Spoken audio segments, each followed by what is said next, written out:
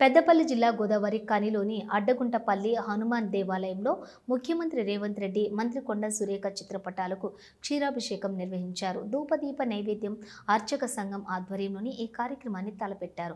ధూపదీప నైవేద్య వేతనాలకు సంబంధించిన నిధులను మంజూరు చేస్తూ ఉత్తర్వులు జారీ చేసినందుకు చాలా సంతోషంగా ఉందన్నారు.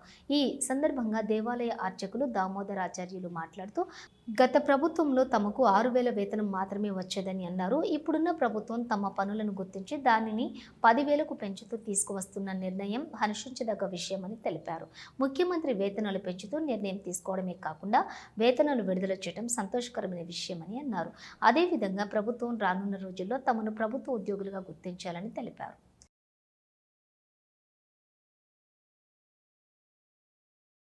ఇప్పుడు రేవంత్ రెడ్డి ప్రభుత్వం వచ్చిన తర్వాత ఇప్పుడు 10,000 రూపాయలు ఇస్తున్నారు. దానికోసం ఈ రోజున మేము వారి చిత్రపటాలకు పాలాభిషేకం చేసినాము. ఈ యొక్క రాష్ట్ర ధూపదీప నైవేద్య అర్చక సంఘాన్ని పట్టించుకోవడమే కాకుండా భవిష్యత్తులో మమ్మల్ని రెగ్యులర్ ఉద్యోగులుగా, గవర్నమెంట్ ఉద్యోగులుగా చూడాలని ఆశిస్తున్నాము.